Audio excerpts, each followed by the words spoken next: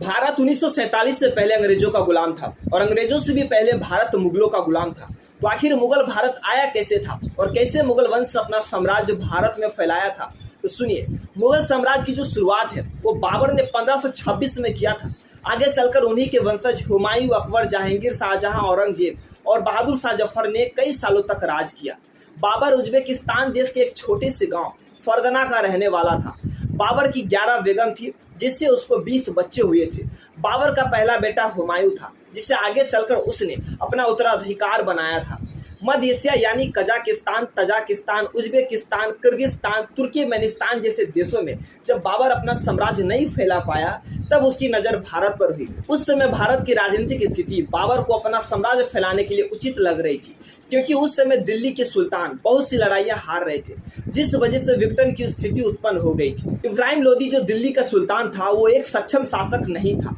पंजाब के गवर्नर दौलत खान इब्राहिम लोदी के काम से बहुत असंतुष्ट था और इब्राहिम के एक अंकल आलम खान, जो दिल्ली की सल्तनत के लिए एक मुख्य दावेदार थे, वो बाबर को जानते थे। तब आलम खान और दौलत खान ने मिलकर बाबर को भारत आने का न्योता भेजा। बाबर को यह न्योता बहुत पसंद आया, उसे ये अपने फायदे की बात लगी और वो अपने साम्राज्य को बढ़ाने के लिए दिल्ली चला गया। मेवाड़ के राजा राणा संग्राम सिंह ने भी बाबर को इब्राहिम लोदी के खिलाफ खड़े होने के लिए बोला, क्योंकि राणा जी की इब्राहिम से पुरानी रंजिश थी।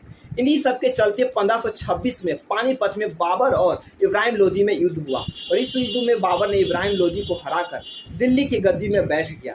जिन जिन लोगों ने बाबर को भारत आने का न्योता दिया था, उन लोगों को लगा था कि इब्राहिम लोदी को हराने के बाद बाबर वापस चला जाएगा, लेकिन इसका उल्टा हुआ। बाबर ने भारत में ही अपना साम्राज्य फैलाने की ठान ली, जिसके चलते बाबर ने कई युद्ध लड़ी, जिसमें पानीपत का युद्ध, खानवा का युद्ध, चंदेरी का युद्ध और घाघरा का युद्ध शामिल है। और इन सभी युद्ध में बाबर ने विजय प्राप्त की थी। मरने से पहले बाबर पंजाब, दिल्ली, बिहार जीत चुका था और मरने से पहले खुद की एक किताब भी लिखी थी, जिसमें उसके बारे में हर छोटी बड़ी बात थी। बाबर का बड़ा बेटा हुमायूं था। कहते हैं कि जब वो 22 वर्ष का था, तब एक भयानक बीमारी ने उसे घेर लिया। बड़े से बड़े वेद हकीम भी उसकी बीमारी को ठीक नहीं कर पा रहे थे।